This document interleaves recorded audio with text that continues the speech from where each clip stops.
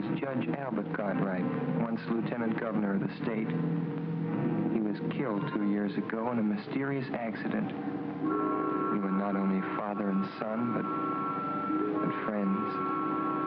The shock of his violent death still haunts my mind. My nights are troubled by strange dreams.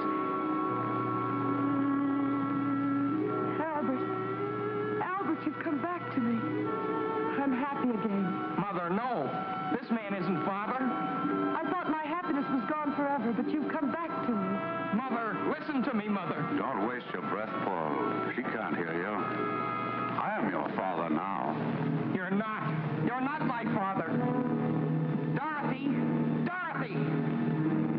What is it, Paul? Dorothy, speak to Mother. Tell her he isn't father. Tell her. Of course he is. Look at the lovely bracelet he gave me. Isn't it beautiful? It has a lion's head. Dear Father, thank you. Thank you so much. Train. Stop the train!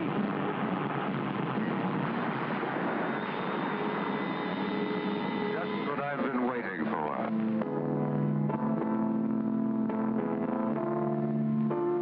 My father. The train! You! Mother! Mother! Mother! Paul. Paul, wake up. It's you, Doc. The way you were yelling, I thought a wildcat had broken in. What's the trouble? Nightmare? Yeah. What a nightmare. Well, you get up and dress. I'll go out and get breakfast started.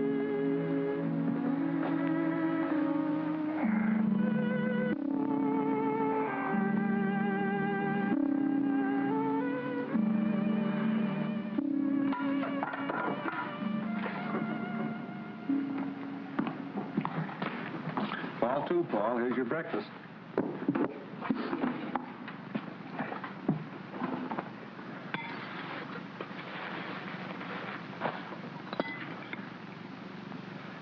Doc, do you remember what you said once in psychology class? About the phenomena of dreams foreshadowing future events? Yes. But to healthy-minded people, a dream is just a dream. Come on, Paul. There's nothing like an early start for good fishing. Doc, I'd like to go home today. Home? Why, Paul, what's the matter? I'm worried about Mother. Now, look, you're not going to let a dream spoil our outing, are you? Why do you suppose Mother didn't want me home for the holiday? Oh, she probably had some reason. Now, get on with your breakfast. I'd like to tell you about this nightmare I had, Doc. Well, all right, if it'll make you feel better.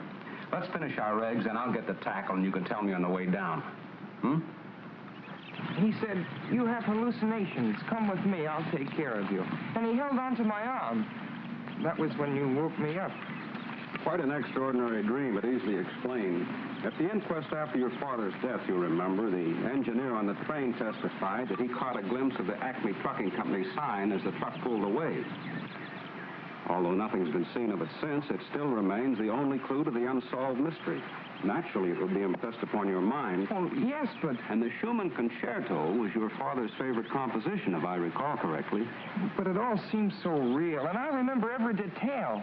The bracelet, the abandoned farm buildings, and the things this man said, like, it's just what I've been waiting for. And the terrible danger to Mother and Dorothy. Forget it, Paul. You've been working too hard at school. This is a perfect way to relax. Hey, they're jumping like crickets. Come on.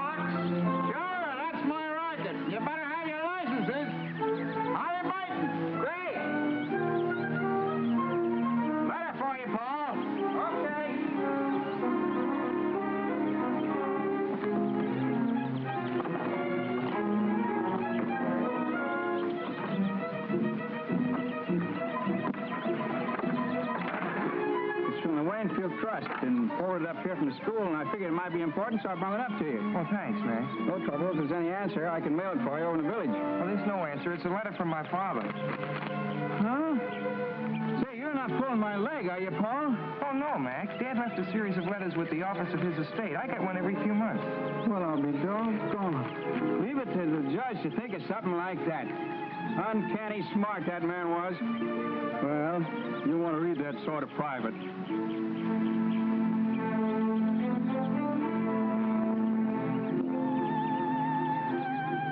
Good fishing, huh?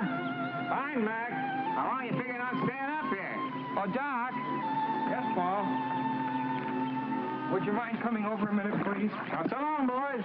Goodbye, Max.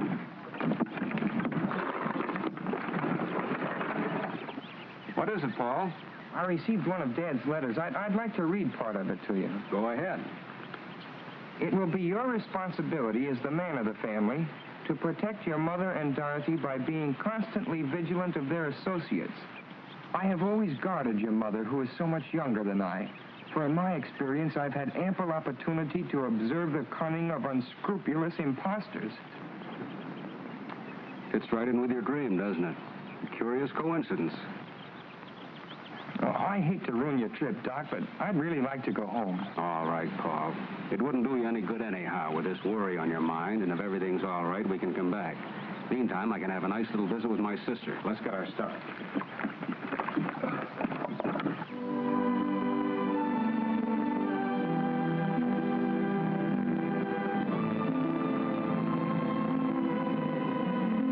Thanks a lot, Doc. You're welcome, Paul. You can reach me at my sister's. Okay, so long, Doc. Hello, Ben. Mr. Paul, well, this is a surprise. Oh, I got kind of homesick. How's everything, Ben? Well, everything's about the same so far. Where's my mother? Mrs. Virginia, she went over to the club to have lunch with Mr. Curtis. Curtis? Well, who's he? Well, he's been coming around here every day for the past month. You mean he's been coming around to see Mother? He sure ain't been coming to see me, no, sir. What's he like, Ben? Well, he's a fine-looking man, nice talking, too. But it ain't exactly my place to venture an opinion, no, sir. You don't like him? Well, you see how it is. Being with the judge so many years, I got to know just what folks he like and don't like. And I kind of suspect this Mr. Curtis wouldn't be on the list. No, sir. I see. But don't you take no preconceived ideas from me, Mr. Paul.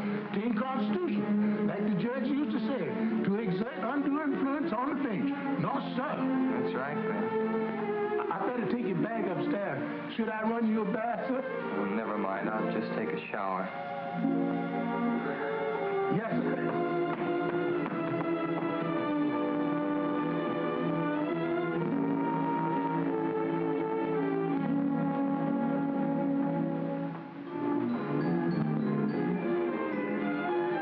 Thanks, Ben.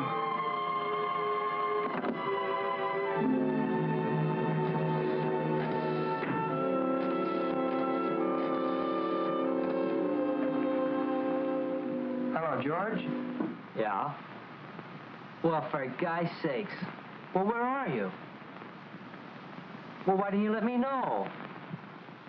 Come on over. I want to talk to you. It's confidential. Okay.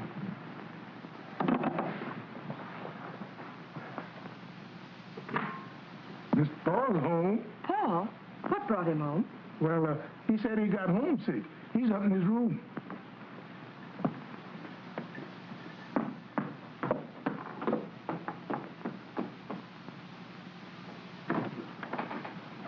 Paul, darling. Hello, Princess. Didn't you like the fishing? Oh, it was all right, but I wanted to come home. Well, I had so many engagements, dear. Of course, if I'd realized Come that... clean, Mrs. Cartwright. Where's the Romeo? Benjamin told you. Well, his name is Brett Curtis, and he's most charming. You know, I haven't even been slightly interested in any man since your father died. But I must admit I like this one. You'll meet him tonight at dinner, and I want you to like him, too.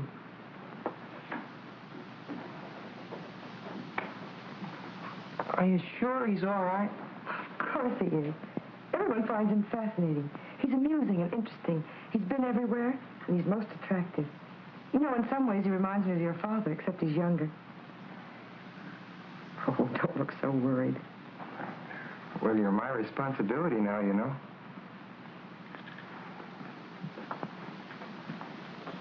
Paul, you know how lonely I've been. Yes, I understand that. Darling, I've got to change. I hope you have a decent suit to wear. I've been bragging about how handsome you are.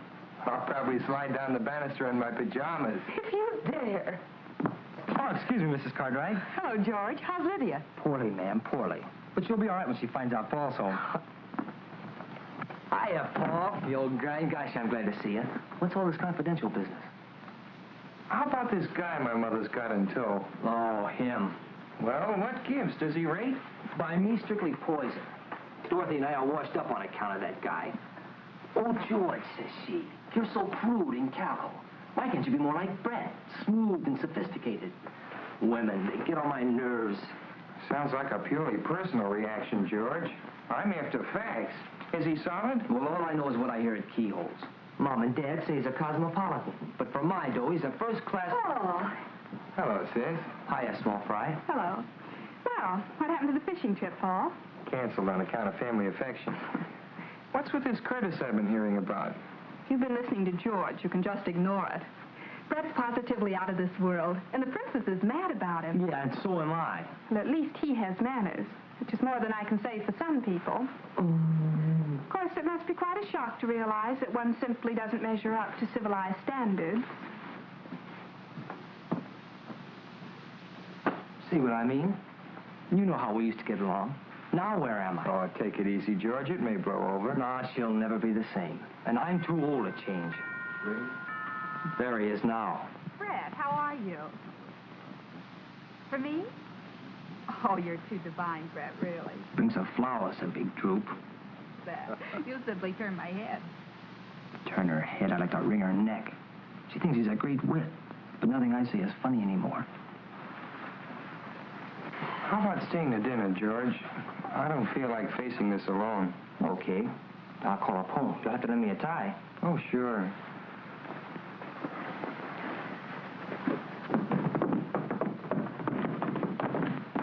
Gosh, do I look all right? Maybe I should have gone home and changed. You'll do. How nice you both look. Paul, this is Brett. How do you do? I'm glad to know you, Paul. Of course you know George Hanover. Hello, George. I've been hearing quite a lot about you. Well, Mother and Dorothy have been giving you quite a build-up, too. Well, I hope you won't hold it against me. I feel as if I'd met you somewhere before. That's because Brett looks like Father. Oh, I don't think so.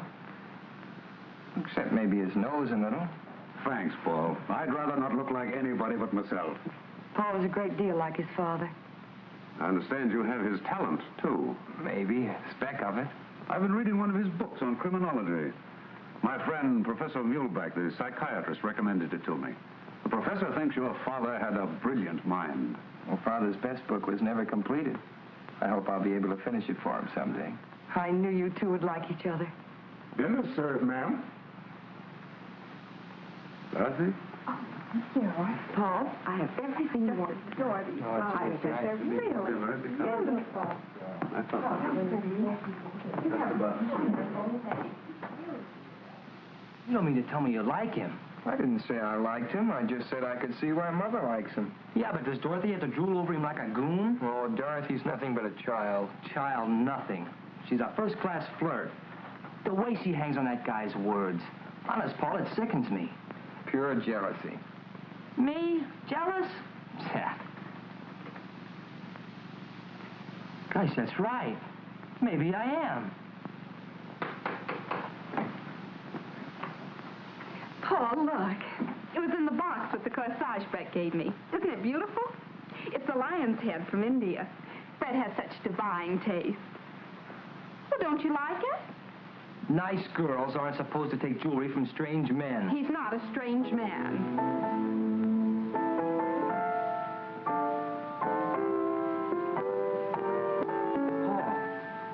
What's wrong? You're as white as a sheet. I feel kind of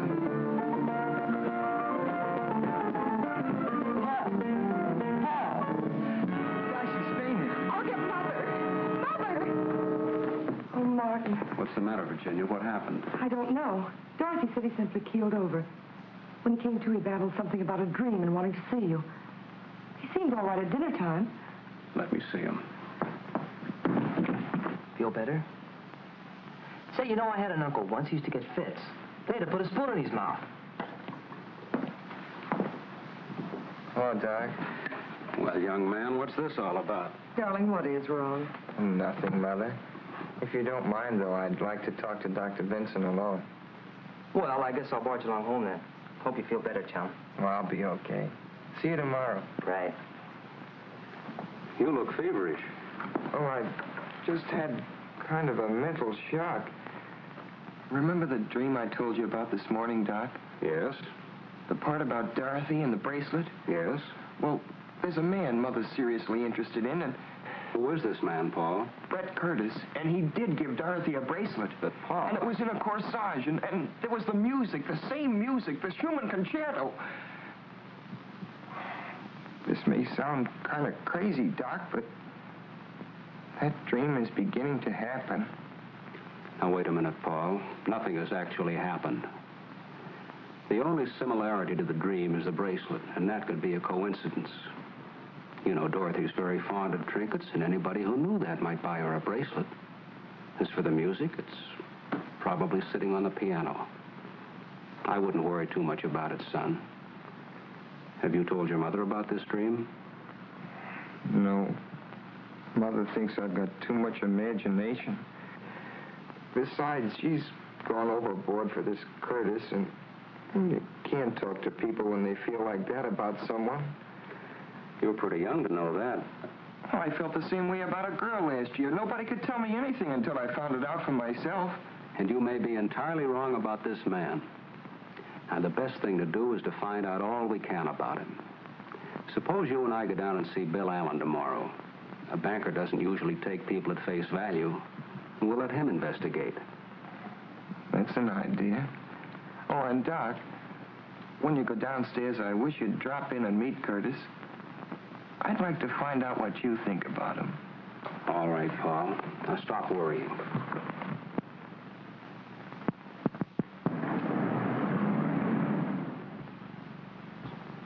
Come on, Paul.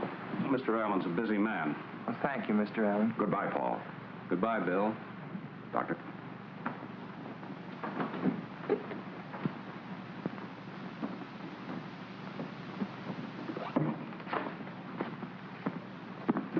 Good morning, Curtis. Oh, good morning, Doctor. Hello, Paul. How are you feeling? Oh, I'm fine, thanks. You certainly gave us a scare last evening. I hope you've laid down the lot with Doctor. What he needs is more fresh air and exercise. Well, you can't pass exams on fresh air. Not in my school. No, Paul takes his studies very seriously. Come along, Paul. Good morning, Curtis. Goodbye.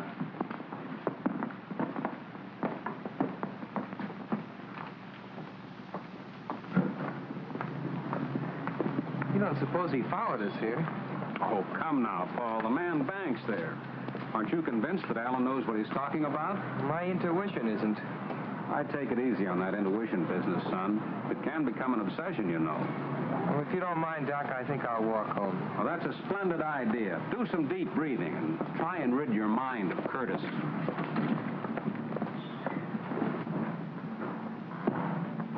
Hi there, Doctor. Going anywhere near the club? I go right by there. Hop in. Oh, thanks. It's a nuisance to find a taxi when you want one. I don't drive myself. That's unusual. I thought everybody drove these days. Well, I was in rather a bad accident when I was a youngster, and it made such an impression on me that I never learned to drive.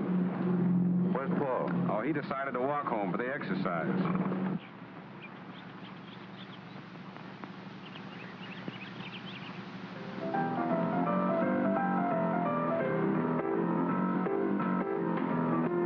Hiya, Paul. Feeling okay? Sure. What gives? Well, the gang's here, and we're going down to the river to watch a boat race. I thought you'd like to come along. Hello, Lydia. Oh, Cartwright. Well, if you aren't the absolute limit, not letting me know a thing about coming home.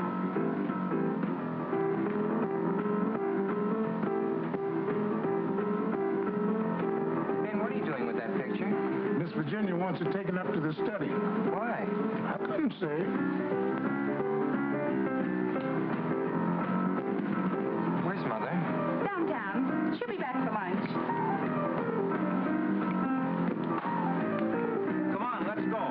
to get down there after it's all over. Okay, come on.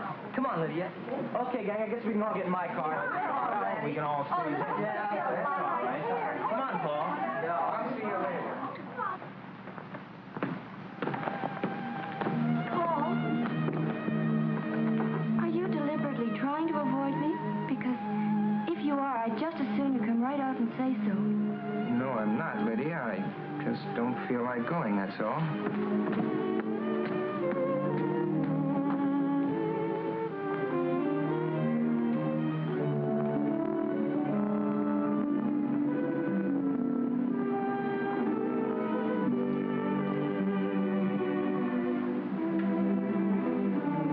I'm sorry, sir. I sure did hate to move the judge out of his place. Well, maybe this is where he'd rather be, Ben. He spent most of his time up here anyway. Yes, sir. He looks so alive. Almost as if he could speak. I wished he could.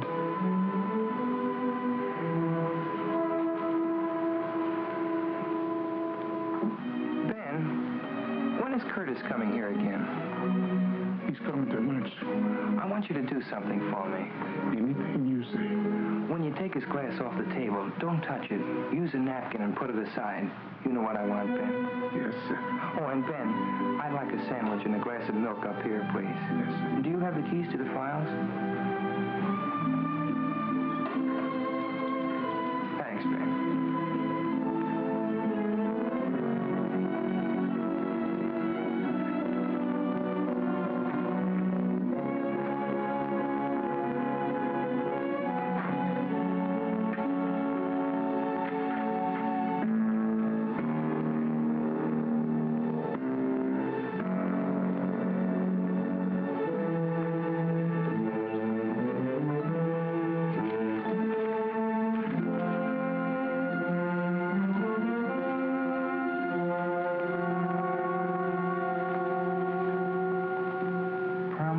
Unsolved Crimes is the record of Claude Barrington, an amazingly clever and dangerous individual.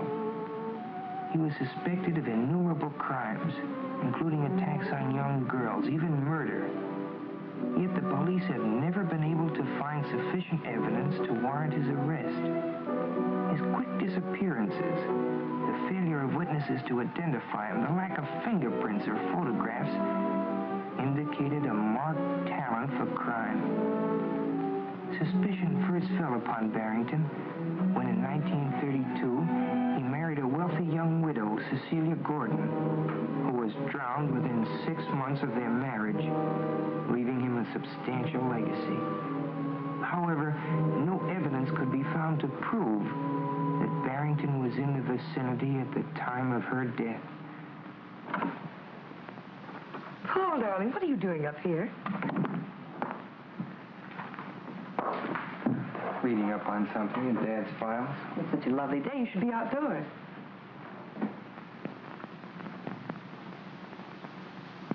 I'm sorry about moving the picture. I wanted to change things in the living room. It's so old-fashioned. I wanted to brighten it up a bit. It's all right, Mother. Paul, are you going to make things difficult?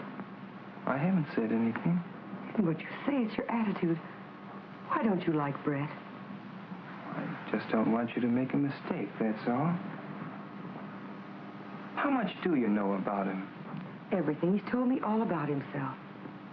Paul, why are you so mistrustful? I received one of Dad's letters yesterday. Maybe you'd better read it.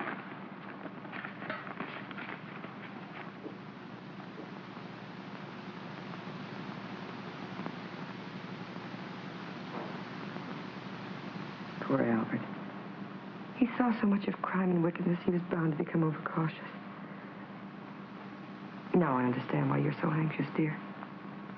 What is it you want to know? Has Curtis ever been married before? No, he's a bachelor. He was going to be married a few years ago, but the girl drowned shortly before the wedding. Brett was terribly broken up about it, of course. She was drowned? It's quite a tragedy. She was so young. Well, Paul, anything else? Where does he get his income? Oh, he owns mines and things. I had Mr. Allen check into all that. You see, I'm not as irresponsible as you think I am. You're not going to marry him for a while yet, are you? I don't know, Paul.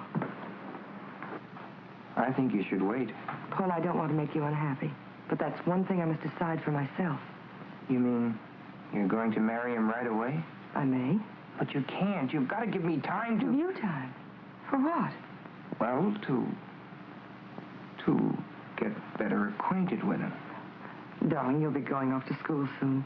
Your life will be occupied with other things for years. Paul, try to understand. Try to be fair. Please. For my sake. All right. That's better. You'll be down for lunch?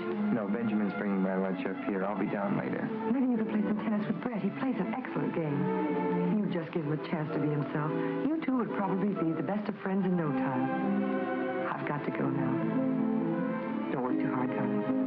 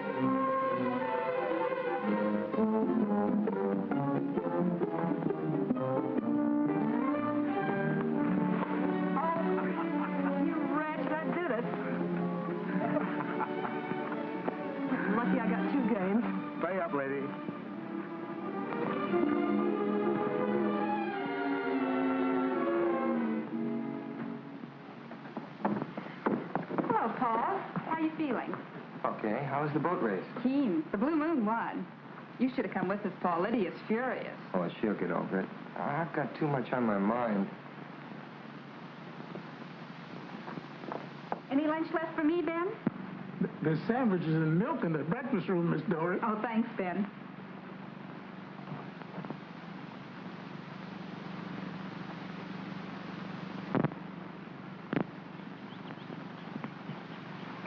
Hello, darling. Hello, Paul. Where have you been hiding? Well, I had some work to do. I hear you're taking law at college.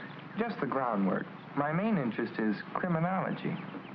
Mr. Curtis, do you believe there's such a thing as a perfect crime? It's possible. I've been reading about some perfect crimes in my father's files. He believed there were more undetected criminals at large than have ever been caught. Well, I shouldn't be surprised. The police have their limitations. What a morbid conversation. Brett, it's too bad you've changed. You could have played some more tennis with Paul.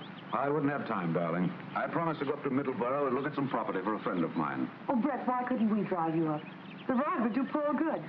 Oh, that's nice of you, Virginia, but it'll take hours to look at tracks, and I'll be talking business. I'll phone you when I get back. I'll walk down to the gate with you. Do, Paul. Goodbye, Brett. See you later, darling. Understand you've traveled a lot. Well, yes, I've always been curious about what was beyond the next horizon. Ever been to Nevada? Yes. Magnificent country it is, too. Makes a man wish he could paint. You'd like it. What's Reno like? Oh, that's indescribable. It's a hodgepodge of Wild West and Wild East. Cowboys, divorcees, mink and mustangs, feud ranches, and the real thing all shuffled together. I'd like to see some of those old ghost towns. And a real silver mine. Well, I have an interest in several mines. Perhaps we'll take a trip someday. Do you know Colorado? Quite well. Waynfield must seem pretty tame after those places. I've seen pretty much everything worth seeing. I'll be glad to settle down right here. Well, goodbye, Paul. See you tomorrow. I hope we're going to hit it off together. So long.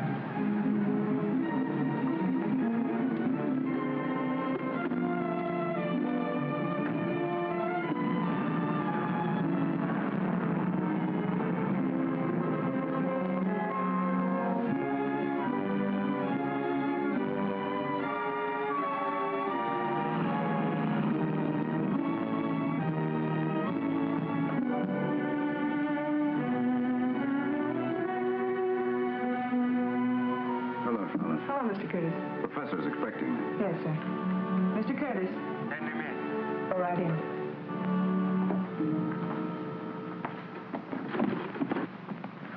Good afternoon, Professor. Hello, Curtis. Well, how does it go? There's a new development. The boy? Yes, he came home unexpectedly. Hospital? Definitely. A neurotic type. Interested in criminology. He asks a lot of questions. Remarkably intelligent for his age. I have the feeling he knows more than he should. Does his attitude affect her? It hasn't yet. But he's a persistent little devil. This morning he made inquiries about me at the bank. Nothing to worry about there. Everything is in order. This afternoon, he was looking through his father's files. When he came downstairs, he asked me if I believed there was such a thing as a perfect crime. You'll bear watching. Has she accepted you? She hasn't yet, but she will. What's the girl's attitude? Oh, Dorothy. A complete conquest. A little beauty, too. Be careful. I warned you before. That weakness of yours will ruin all our plans. Don't worry. Nothing will ruin our plans. I waited a long time to get back at Cartwright. I'll make them pay for his meddling interference if it's the last thing I do. You'll do as I tell you. Don't forget, I'm in this, too. Perhaps I made a mistake. Perhaps I should have kept you as a patient instead of making you an associate. Don't forget, I'm concerned with the financial outcome in this case, not your personal revenge. You have nothing to complain of. Everything's working out. The boy is the first hitch. He sounds like a subject for mental analysis. You might suggest it to the mother. Sometimes these cases destroy themselves. The important thing is to get the wedding over with as quickly as possible. When you are legally in possession, we can take care of him here. Funny, that thought was in my mind, too. But why wait till I'm in possession? As her husband, you would be in a position to comfort her. As her fiancé, such a tragedy might cause a revulsion against you. That's true. Therefore, you must lose no time. The stakes are high, and there's constant danger if the boy is following the Barrington trail. Barrington is legally dead. Fortunately, so is the judge. However, fools and children sometimes stumble upon details which even the most careful strategist has overlooked. I had better meet the lady as soon as possible. Meanwhile, you must impress her with my professional distinction. Understand? Perfectly. Now, be careful. If you can't accomplish this within the week, our relationship shall revert to that of doctor and patient. I'm spending the weekend with them. I'll have her consent before Monday.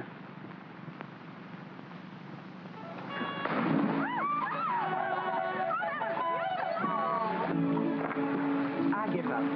Brett, you bewitched the dice. I seem to be lucky in everything but love. You don't really mean that. Virginia, why do you keep putting me off? You promised me you'd give me time to think it over. You know how much I care for you. We've both been lonely. Why should we put off the happiness of being together? Brett, the water's wonderful!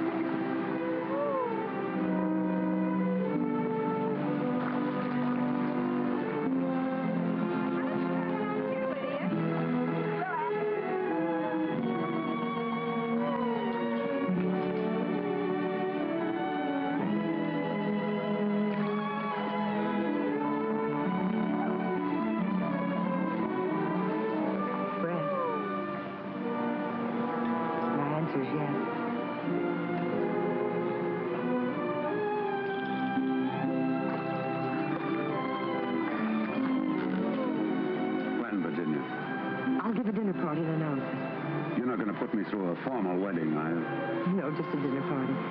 We'll slip away quietly and I'll send the announcements out later. Good. We'll elope. Elope? That sounds so young and reckless. Doesn't seem right with two grown children. Brett, you do like them, don't you? Like them?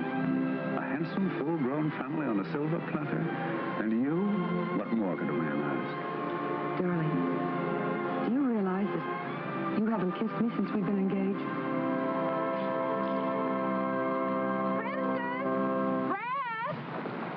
Not much privacy around here, is there? Well, that's family life.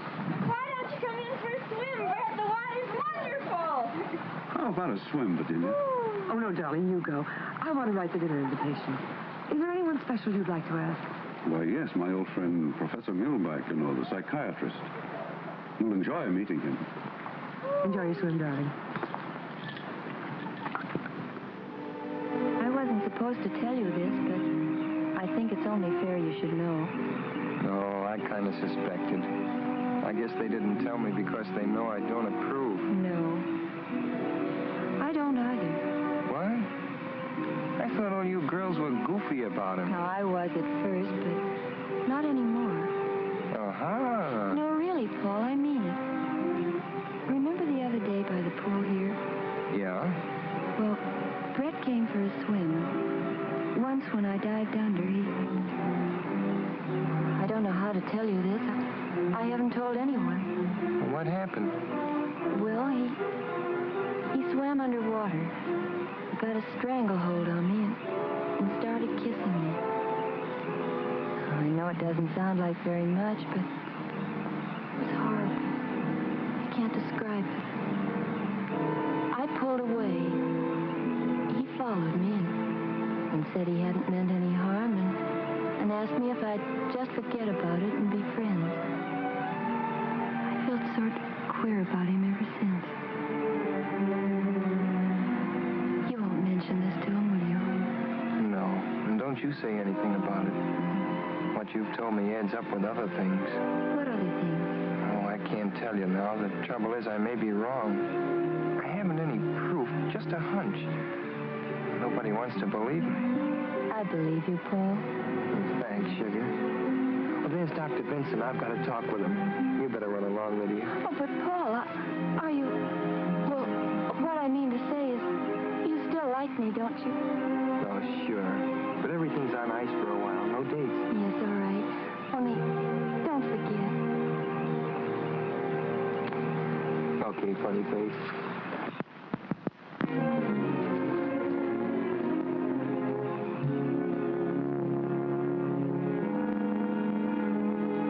Hello, Paul. They're announcing their engagement. I suspected as much. What have you found out? Nothing unfavorable to Curtis. Mr. Allen gave me these answers to some inquiries he made. After reading them, you'll probably agree it looks like a clean bill of health. Well, that may be so, but Lydia just told me something. Would you mind coming up to my room a minute, Doc? Not at all, Paul.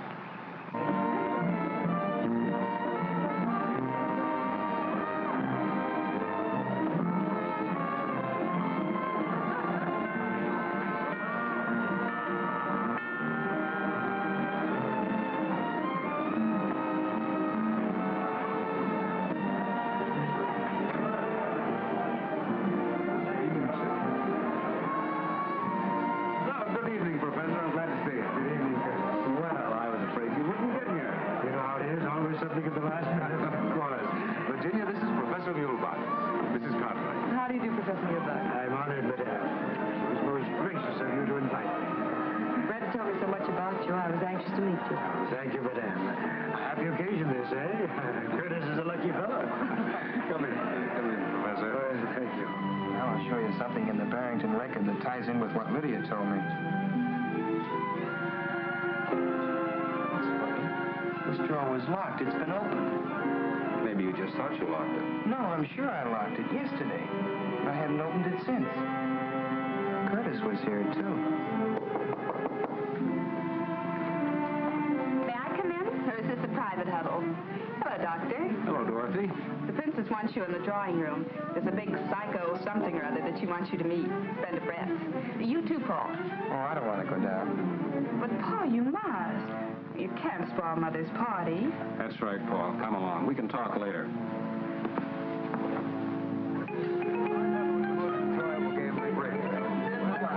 However, I must say that I think that we won that rubber. Why? Because Virginia was keeping score. Virginia's arithmetic is delightful. She subtracts by counting backwards on her fingers. 10, 9, 8, 7, 6. That means 10 minus 5 equals 6. Well, that's right, isn't it? Of course it's right.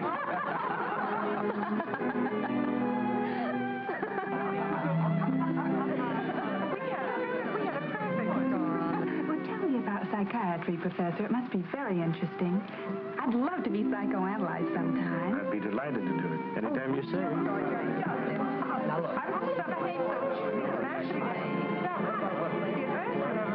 Miss Cartwright. Benjamin, Mr. Curtis will call. Well, my friend, here's a chance to display your domestic accomplishments. It's just what I've been waiting for.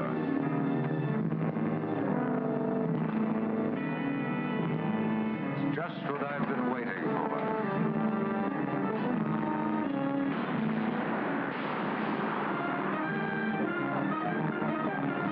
Sorry, I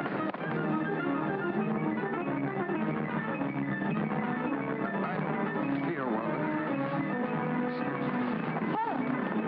You stay here, Virginia. I'll take care of it.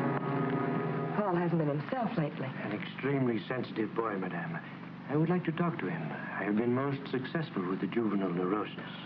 It's nothing serious, Professor, I'm sure. Paul, what is it now? Words in my dream. Curtis said, it's just what I've been waiting for. When he said that, I could hear the train coming and then the crash. Gosh, Doc, it's spooky. It's got me. You better pull yourself together, Paul. Now, let's look at this thing realistically. I understand Bill Allen's going to announce the engagement. He's known your mother all her life. Do you think he'd sanction a match if he weren't sure of Curtis? I can't figure it out. Maybe I'm going wacky, Doc, but I could swear he's Barrington. Barrington's dead, Paul. I don't believe he is. But it's too fantastic.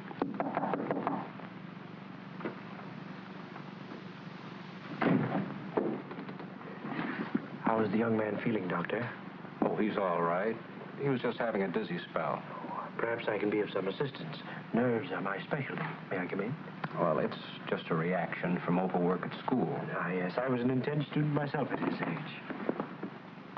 Do you mind if we have a little talk, young man? I feel all right. Perhaps the doctor had better go downstairs.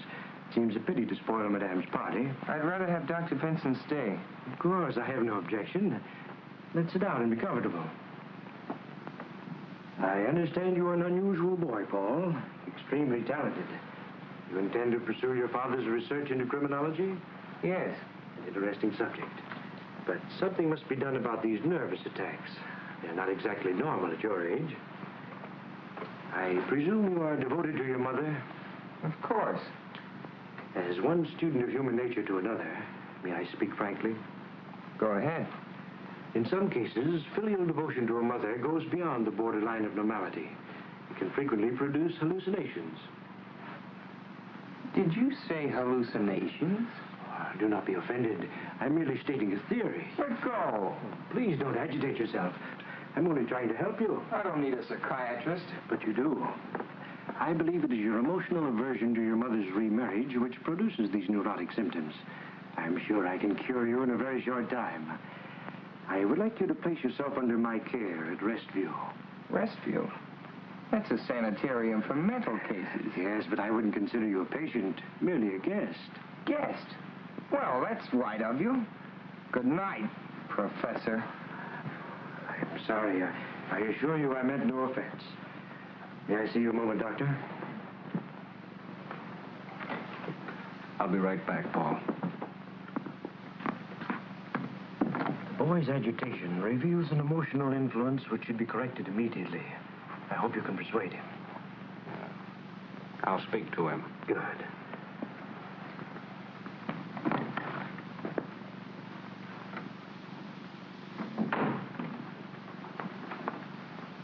Well? The same words as your dream, weren't they? It's extraordinary.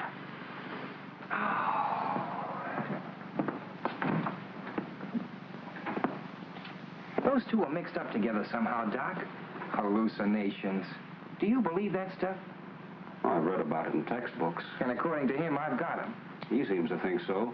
What else did he say, Doc? Well, he wanted me to ask you to go to his sanitarium and let him analyze you. You know, Doc, that might not be a bad idea.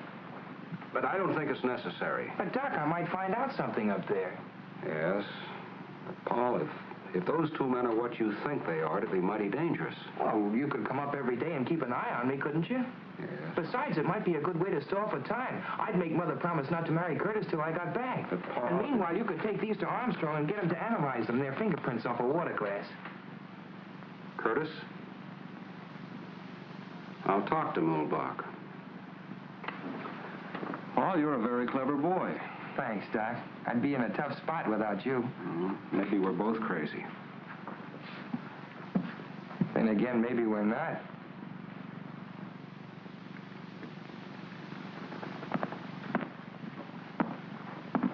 It's a lovely room, isn't it, Paul? Very nice. I hope you'll find it comfortable. My routine is a simple one. A few heart-to-heart talks, plenty of food and rest. Believe me, Mrs. Cartwright, he will return home a healthier and happier boy. I'm sure you will. Goodbye, darling. Don't read too much. You'll take good care of him, won't you, Professor? Of course, madame. I'll drop in tomorrow and see how he's getting along. Please do, Doctor. I'm always happy to have the cooperation of my colleagues. Goodbye, Paul. I'll see you tomorrow. Goodbye, Doc. Goodbye, Princess. Goodbye, darling. I'll see you later.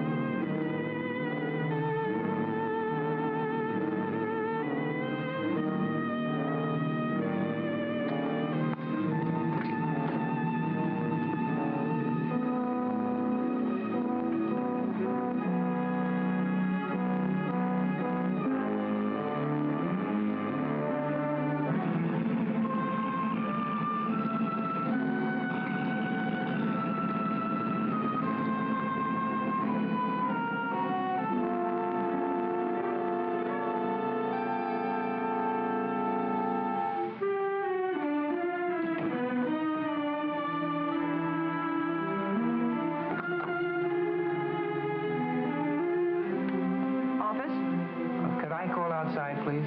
I'll get the number for you. Well, I forgot my tennis shoes. Do you happen to know where I could get a pair? I'm sure Professor Mulbach can lend you some. Thanks.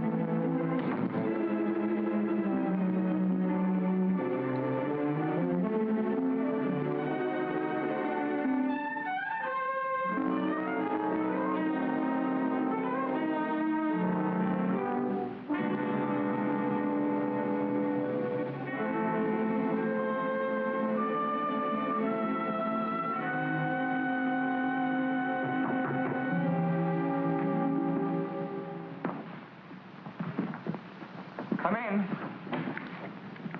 Well, Paul, can I help you get settled? Oh, no, thanks, Professor. There's not much to do. That's a funny place to hang your coat. Oh, I got tired of looking at myself. Same old face. Touch of inferiority, eh? We'll overcome that. I encourage tidiness as much as possible. Orderly room, orderly mind. I hope you have a good appetite for lunch. Pretty fair. Anything special you prefer? Well, I'm not fussy, Professor. That's a nice garden you have. Gardening is my hobby. I'm very proud of my flowers. How about the rest of the place? Do you have many patients? Quite a few, but don't let your mind dwell on that. We are facing in the direction of normality. I hope you will have complete confidence in me. I'll ask you many personal questions. You must be truthful and accurate in your replies. That's important. Remember, we're friends. Just call the office if you want anything. Is it all right if I use the phone to call outside? Certainly. Feel free to call anyone you wish. Thank you. I'll see you at lunch.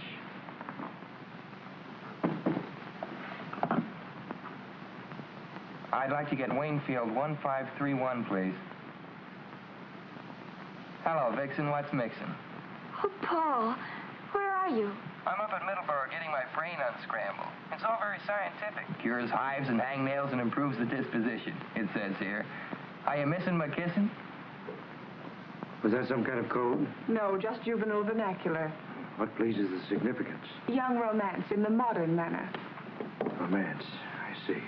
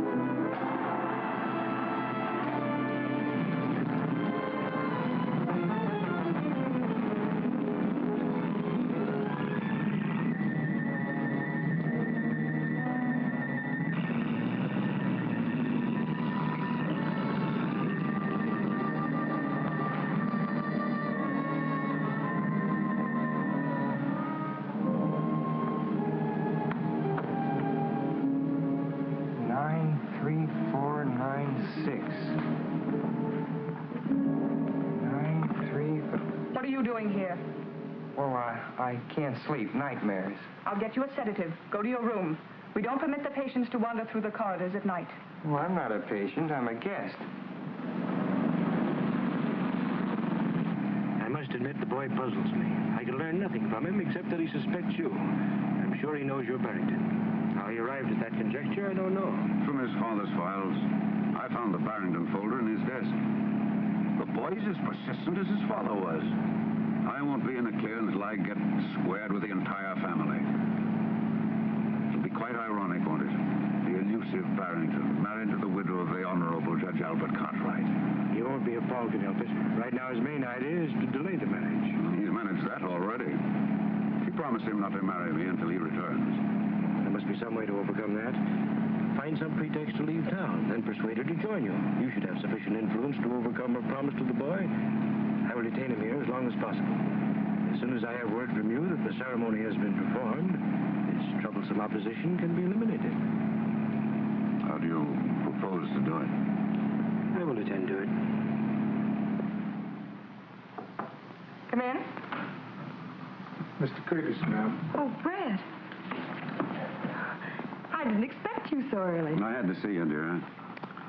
I have to go to Washington on business. Oh, darling, what a shame. I want you to come with me. We can stop off at Richmond and be married. I couldn't do that, Brett. I promised Paul. Are you going to let Paul spoil things between us, Virginia? Darling, don't even think such a thing. Then come with me. We'll turn the trip into a honeymoon. Couldn't we wait till Paul gets back? I'd feel so much better about it. Virginia, from the first moment we met, everything went perfectly between us. Then Paul came home, and you began to change. Nonsense. We announced our engagement. Everything will go as we planned. Let's go down and get the license and have it over with today. Right now. I couldn't. Very well, then. Just as you wish. I'll be leaving this afternoon. I'll be gone for several weeks. Brett, do you really have to go? Perhaps it'll be just as well if you have time to think this out alone. I want you to be sure of your feelings, Virginia. But I am sure. You know that. Then why not marry me and stop worrying about Paul? I can't help being concerned about him, Brett. He's my own boy. But he's getting the best of care. You back will have him well again in no time. Let's call him up and find out how he's getting along. Of course, he's doing splendidly, madame. You have no cause to worry. No need to delay your marriage. Allow me to offer my felicitations. Goodbye.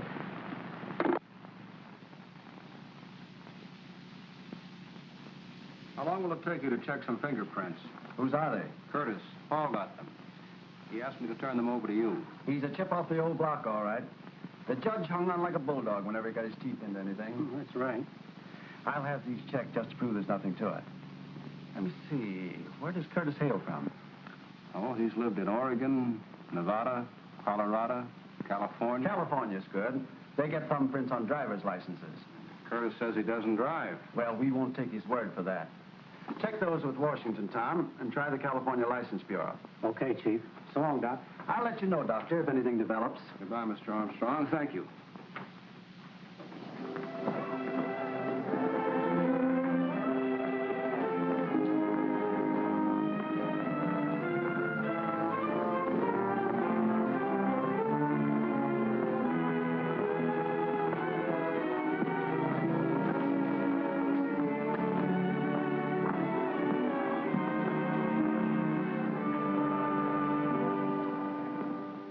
The door was not locked.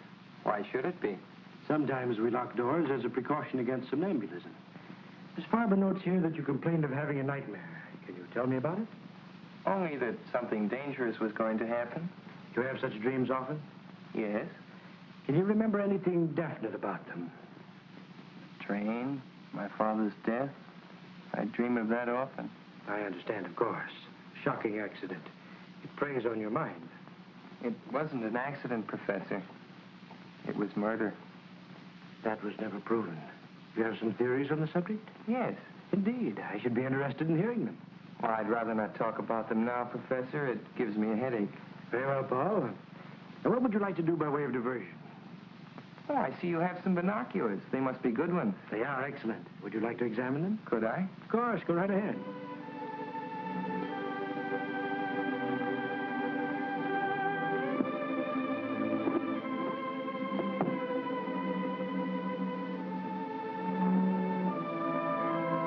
Swell.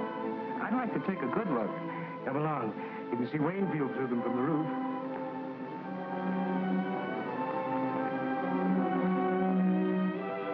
There's the county seat down there. From here, you can see Waynfield.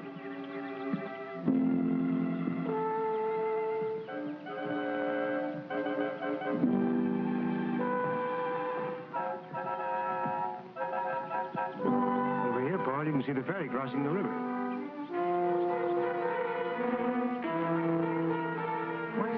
Building down there. Just an abandoned farm. Over this way, Paul. See the ferry? You can almost distinguish the people's faces on the deck.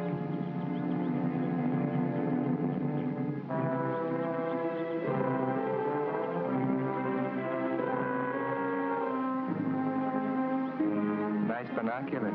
Yes, they are. Well, there's Dr. Vincent. We better go down.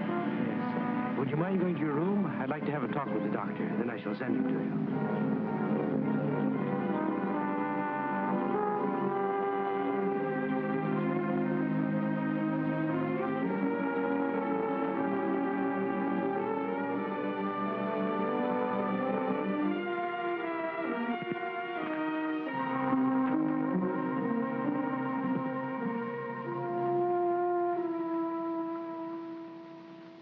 I'm very glad you came, Doctor.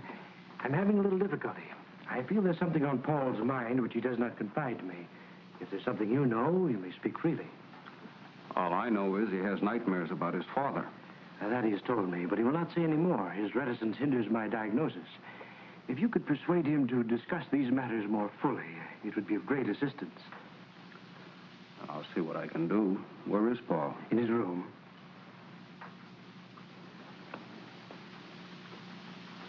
Show Dr. Vincent to Cartwright's room, please. Thank you.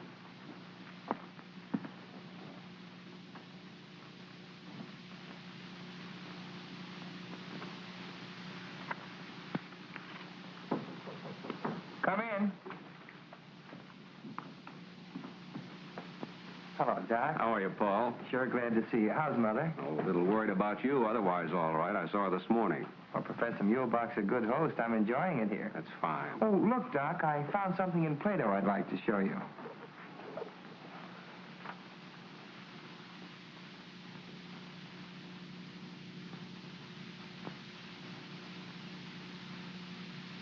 Oh, yes, yeah.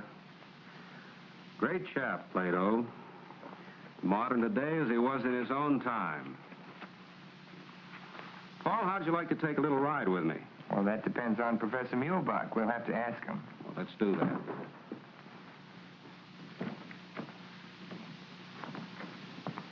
Well, how do you find your patient, Doctor? He looks rested, but I'd like to take him for a drive in the fresh air so he won't feel shut in here. That is, if you have no objections. Not at all. Provided you don't keep him out too long. Oh, a half hour or so. We'll take a drive through the hills. This is beautiful country. I trust you will urge Paul to relax and talk more freely. I'm very anxious for him to get straightened out so he can go back to school. If he falls any further behind, I'm afraid he'll overwork again. Of course. Well, come along, Paul. We won't be long.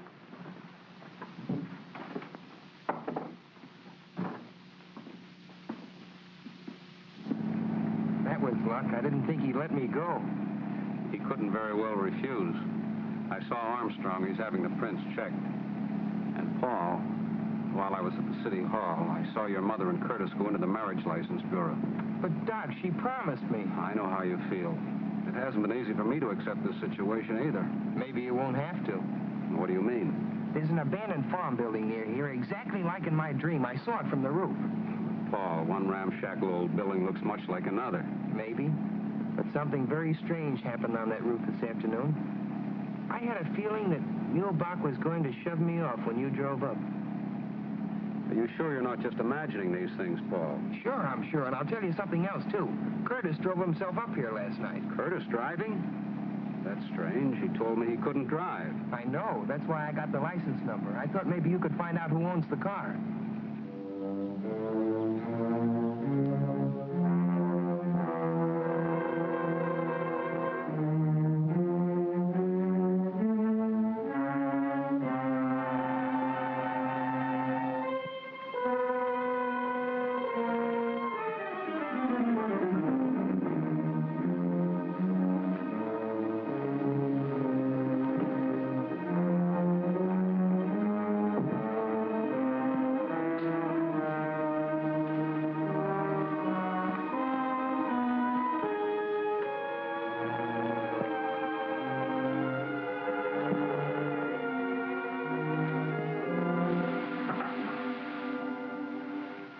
What's that? It looks like... Oh, Jiminy, a part of a motor.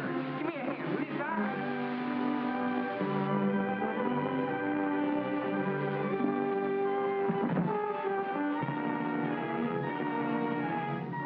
Paul! That's the sign from the truck.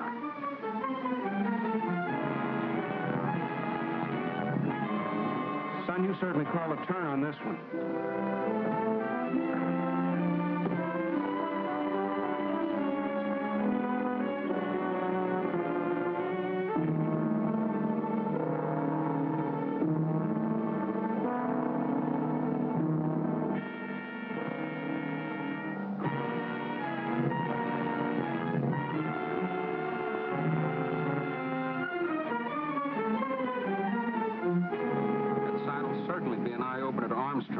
We'd better take it right over to his office. You'd better. I'll have to go back or Muehlbach will get suspicious. You better stop here, Doc. I'll walk the rest of the way. No use taking any chances with that evidence.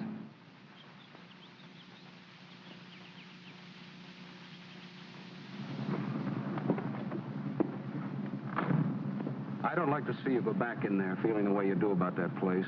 Oh, I'll be all right. I've got to go in and stall for time. If things get too hot, I'll phone Lydia and say I'm lonesome. That'll mean get here quick. All right, Paul, but take it easy. I'd better go home and clean up a bit, then I'll go right over to Armstrong. So long, Doc. Darling, don't be angry. Surely one day doesn't make that much difference. I've promised Dr. Stone he could marry us. You wouldn't want me to hurt his feelings, would you? Why can't we go over there now? Why wait? We can spend tonight and tomorrow at the lake and then go on to Washington. After all, I must think of that contract, Virginia. Even a man in love has to think of business. All right. I'll call Dr. Stone, see if he can't find some time free. He ought to be able to work us in somewhere. A ceremony doesn't take long. Do you want me to call him? No, I'll do it.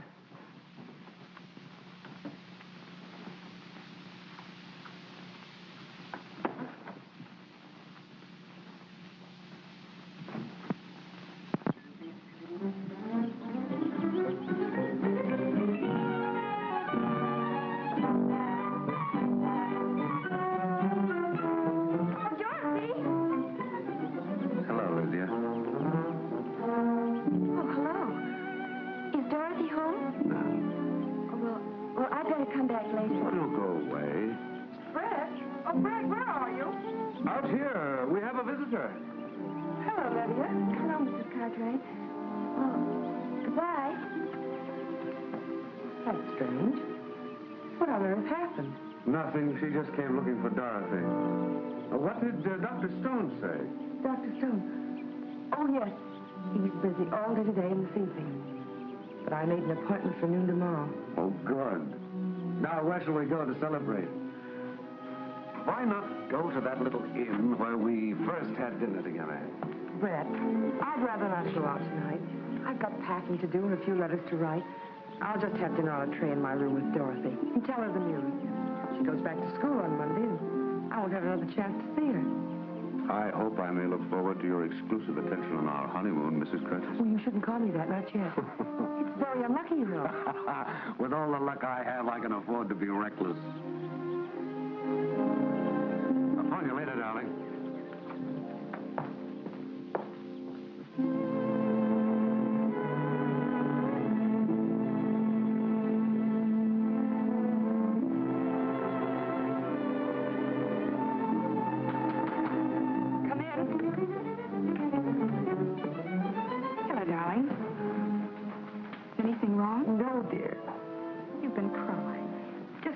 That's all. Benjamin's going to bring supper up here. I thought it'd be nice and cozy, just the two of us. Come on, sit down, darling. Something is wrong. You're packing. Dorothy, Brett and I are going to be married tomorrow. Married tomorrow? Oh. For a minute, I thought you'd quarreled with him. Brett has to go to Washington on business. We decided to make it a honeymoon. He's breaking my word to Paul. That's what has me upset, I guess. I'm worried about him. Oh, Mother, don't be foolish. After all, it's your life. Paul won't mind as long as you're happy. Where's he going to be?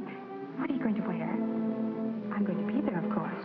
Of course you are, dear. You're going to be my bridesmaid. Oh, darling, that's marvelous. What'll I wear? Oh, just something simple. Your blue dress. We're going to be married at the minister's house, and then we'll leave you at the Allens. Brett and I'll go up to the cottage for a day or two before we go to Washington. What did he say? Did he kneel down? Of course, not silly. But he was very determined about not leaving me here. Oh, Brett is so masterful. You'll write to me, won't you? Of course. every day. That's the story, Mr. Armstrong. And strange as it sounds, you must admit it's not just a figment of Paul's imagination. Well, I've run across some strange disclosures in my career, but the stream detection beats anything I've ever heard. Want me? Yes, take a look at that. Hey, where did this come from? Paul Cartwright dug it up on an abandoned farm at Middleborough, near the Mulebach place. Well, I'll be doggone. All we need now is the truck that goes with it. Better start a search up there. Send the car out. Any news on the fingerprints? No, not yet. Put in a call and speed it up. Miss Barber, didn't you get that number yet? It must answer. Lydia's waiting to hear from me.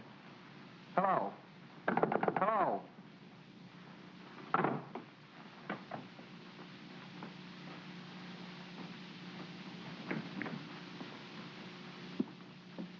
What do you mean by disconnecting the phone when I'm trying to get a call through? I want you to be absolutely quiet. You are agitated. I was afraid your outing today would be too much for you. I'm getting out of this place, but quick. Not in your present condition, my boy. You are hysterical. I couldn't possibly allow you to leave in such a state. Allow me? You don't think you can keep me here if I want to go, do you? I'm afraid that may be necessary.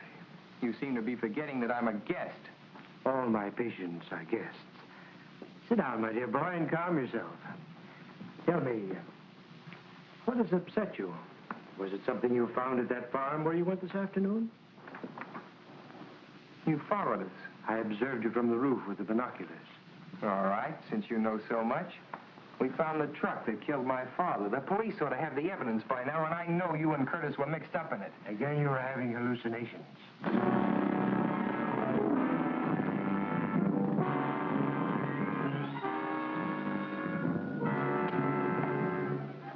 Hello. Oh, hello, Professor. Where have you been? I've been trying to reach you for the past hour. I went to the station for tickets. We're being married tomorrow noon. That's impossible now. I'll explain when I see you. Meet me in half an hour at the east end of the golf course. I'll be there.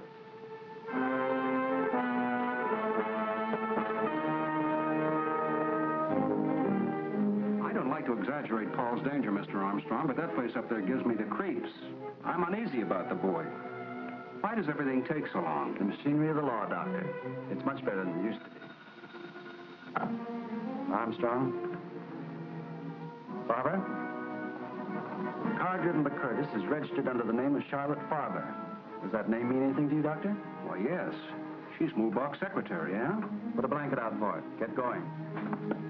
Chief, the California Motor Vehicles has a thumbprint on Brett Curtis. It matches the print taken from the body in the mine identified as Barrington. That means Curtis was killed in the mine, not Barrington. Paul was right. And Barrington is just cunning enough to pull something like that, too. Then it isn't unlikely that Curtis... Could be Barrington. Well, Chief, we got what's left of the truck, buried under a ton of hay. Any fingerprints? Yep, in the tool compartment. Compare those.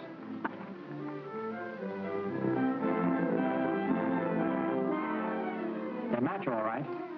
They match the Curtis prints Paul got from the water glass. Well, are you satisfied? Go to the country club. Pick up Brett Curtis. Suspicion of murder. Cartwright case. We've got to get to that boy, Armstrong. Mulebach and Curtis are working together, and there's no telling what may have happened to him by this time. Get me in the Mulebach place at Middleburg. Now, don't worry, Doctor. We'll find out in a few minutes.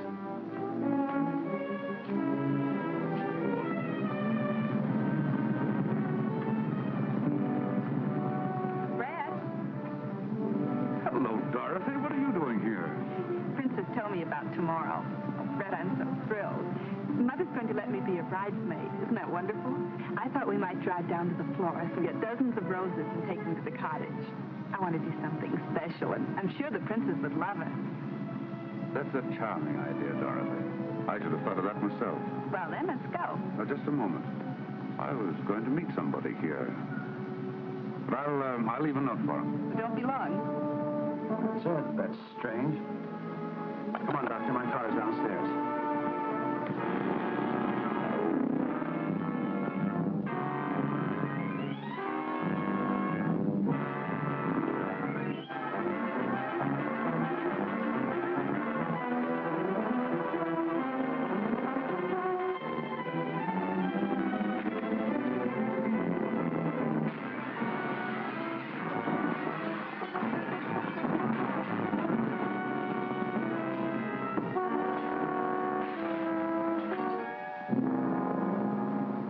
go back? Yes? Mr. Curtis asked me to give this to you. Thank you.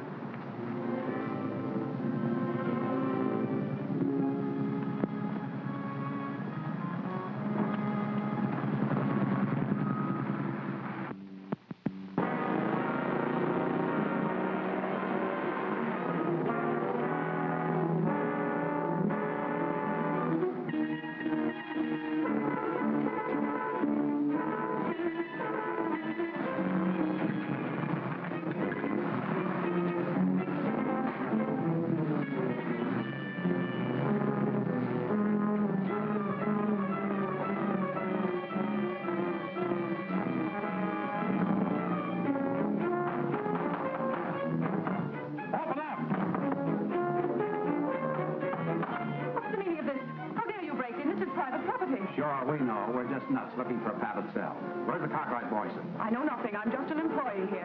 Well, we'll just have to go around breaking down doors. You have no right to search this place. You have no warrant. The district attorney wants Paul Cartwright, and he wants him alive. Of course he's alive. He's in his room. Which room? The first one down the hall, but it's locked. Have you a key? No, Professor Muehlbach has the key. He's out for the evening. Slade, take this woman in custody. Hold her as a material witness. Come on, Langdon.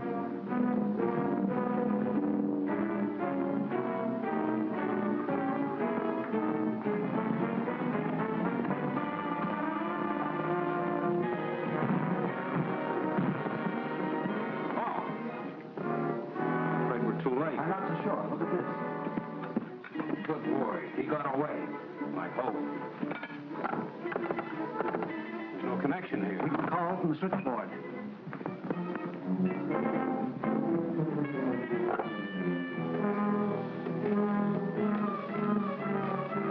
Calling his home? No, I'm calling Lydia. I don't want to alarm Virginia just yet. Curtis may be there. That's right. I'd better have the Cartwright house covered. Hello, Lydia. Yes, this is Dr. Benson. I'm up at Muehlbach's. We've been trying to get you in Mr. Armstrong's office. Paul's here. Hello, Doc. Oh, sure, I got out. What? I knew it. Boy, this is really it. What is it? Hello, Lydia. Paul come home for the wedding? What do you mean, wedding?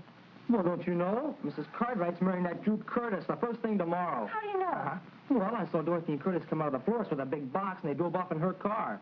Like Peppers told me, they were going up to decorate the cottage on account of Mrs. Cartwright. Curtis and Dorothy have gone up to the cottage alone? Yeah. Listen, Paul. Just a minute, Doc. Curtis and Dorothy have gone up to the cottage together alone. What? Doc, my sister and Curtis went up to Lakewood. She's alone with them. Muehlbach knows the police are happening. Anything can happen. We're getting out there. So long. Come on, where's the car? Outside. Lydia, you better stay here. Not me. I'm coming with you. Well, why doesn't somebody tell me something?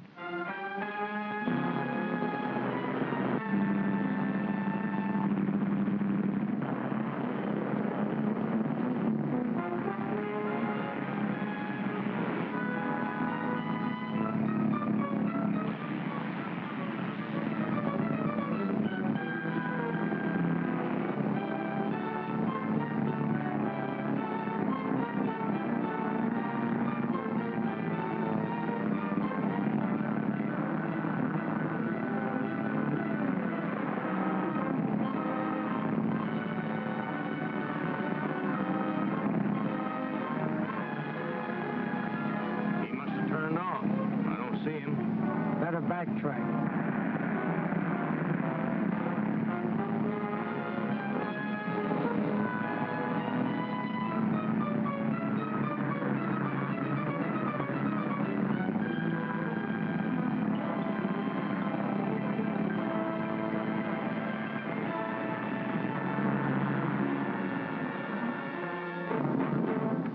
Put up your hands and get out.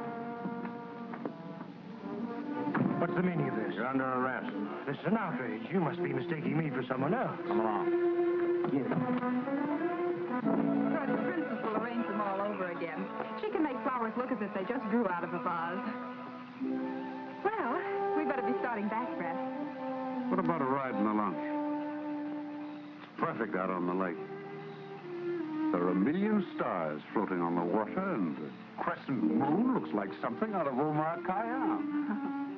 Brett, you are the most romantic person. Most men around here never even heard of Omar Khayyam. If they did, they think he's a Turkish wrestler or something. Mother's really lucky. I'm glad you think so. Why are you looking at me like that? course, you're very lovely in the moonlight. Oh, everybody is, but I adore compliments. The best I ever got from George was, oh, come on, you look all right. You know, Brett, I've grown out of that crowd. I don't know what I ever saw in them. I'm really quite poetic at heart.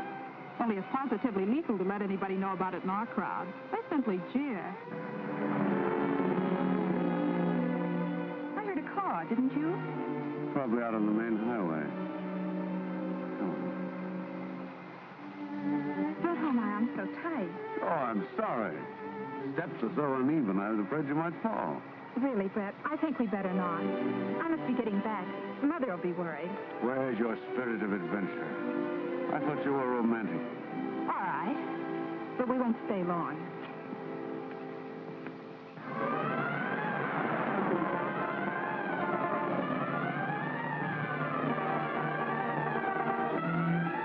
They're here, all right. There's no lights on in the house. There's a light in the boathouse.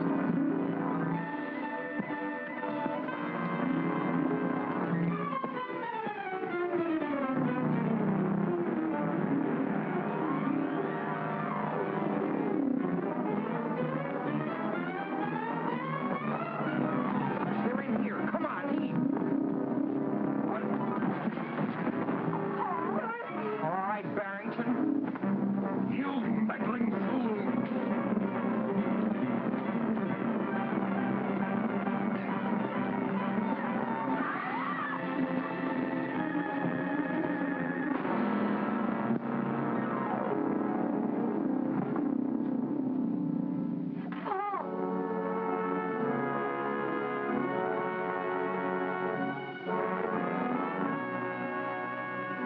It's clearing now. Look, Mother, we can see ahead. No, Virginia. Don't look back. It's all over.